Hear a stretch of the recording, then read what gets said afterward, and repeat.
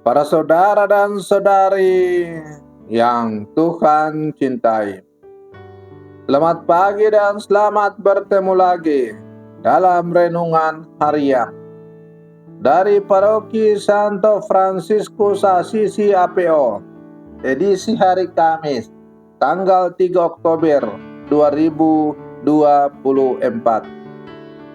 Mengawali hari yang baru ini, kita hendak mendengar dan merenungkan sabda Tuhan.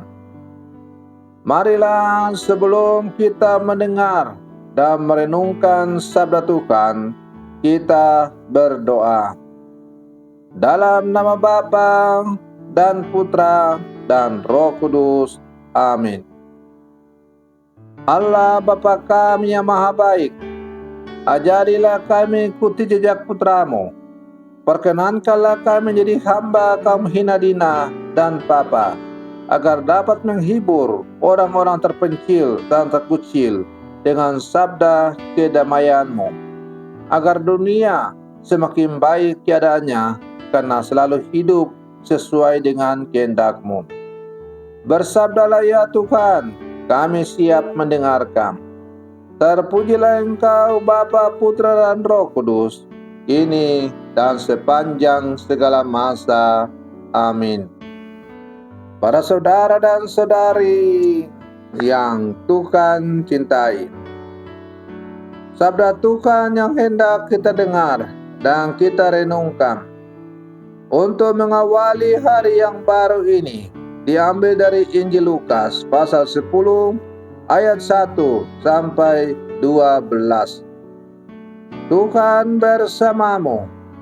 Inilah Injil suci menurut Lukas. Pada waktu itu, Tuhan menunjuk 70 murid yang lain, lalu mengutus mereka berdua-dua mendahulunya ke setiap kota dan tempat yang hendak dikunjunginya. Katanya kepada mereka, tuaian memang banyak, tetapi pekerja sedikit. Karena itu mintalah kepada Tuhan yang mempunyai tuaian, supaya ia mengirimkan pekerja-pekerja untuk tuaian itu.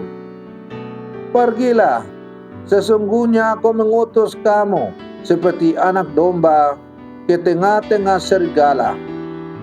Janganlah membawa pundi-pundi atau kantong perbekalan atau kasut. Janganlah memberi salam kepada siapapun selama dalam perjalanan. Kalau kamu memasuki suatu rumah, katakanlah lebih dahulu, damai sejahtera bagi rumah ini.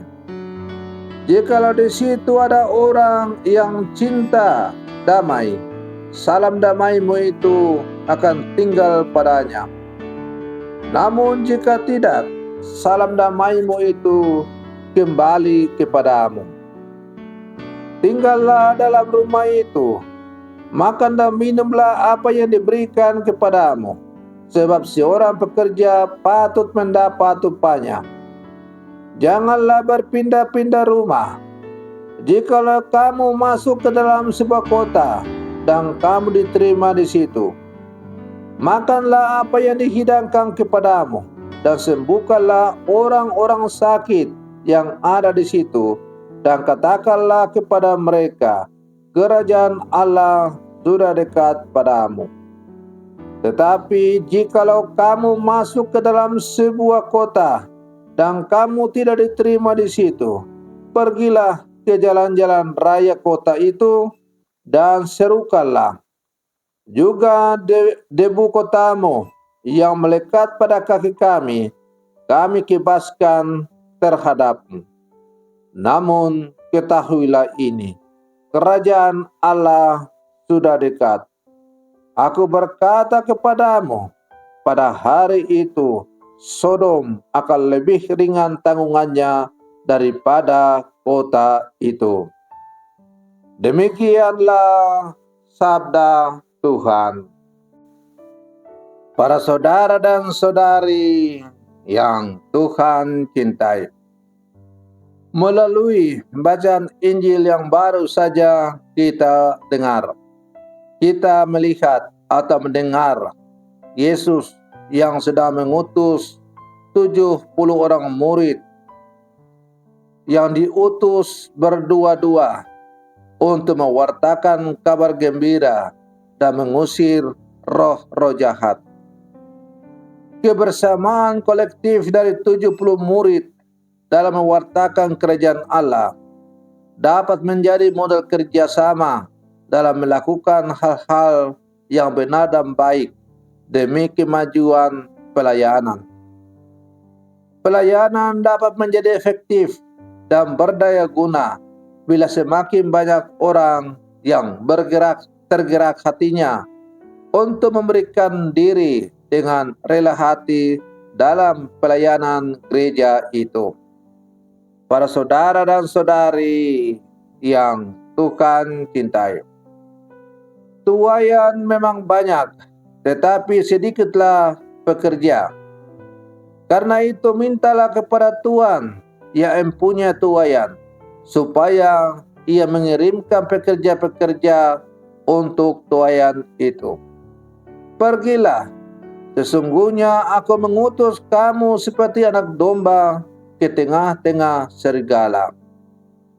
Para saudara dan saudari yang Tuhan cintai, melalui sabdanya ini, Yesus mengingatkan kita, para rasul atau murid Yesus, atau yang mau mengambil bagian dalam karya pewartaan kerajaan Allah, bahwa pekerjaan pelayanan sangatlah banyak, tetapi pelayan terbatas.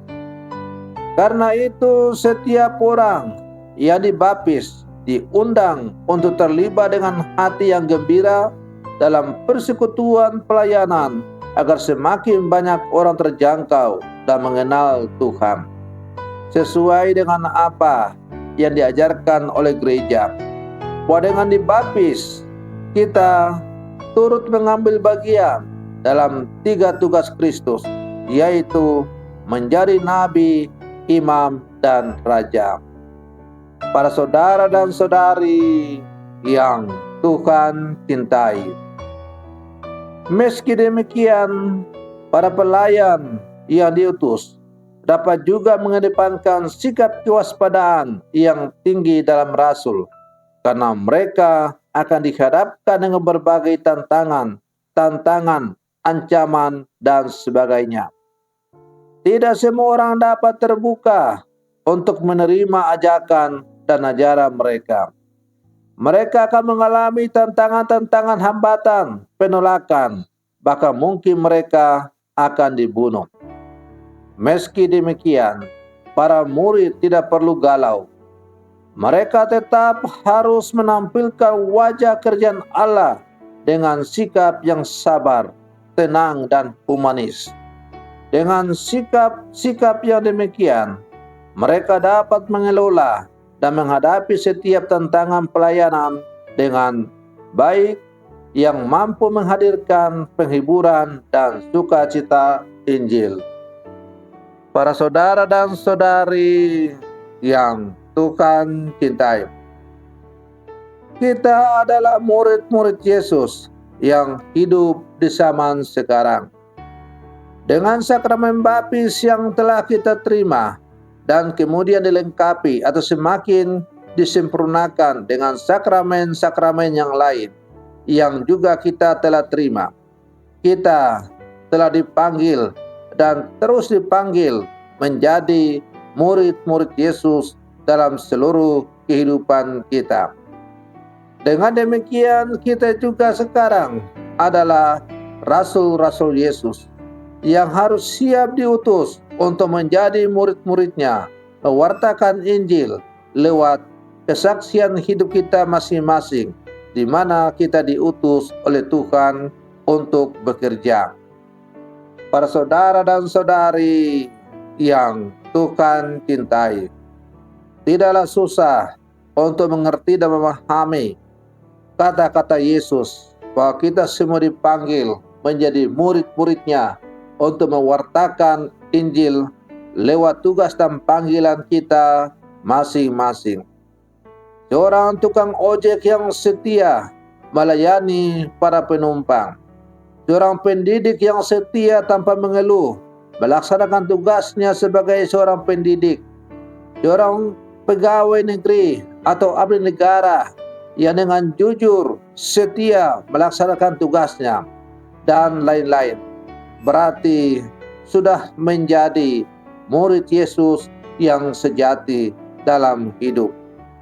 Maka mari kita berlangkah maju bersama lewat tugas dan panggilan kita masing-masing. Kita semakin setia mewartakan, bersaksi tentang Kristus dalam seluruh kehidupan kita. Semoga perlindungan saya untuk mengawali hari yang baru ini semakin menghantar kita menjadi murid-murid Yesus yang sejati. Selamat pagi, Tuhan Yesus memberkati.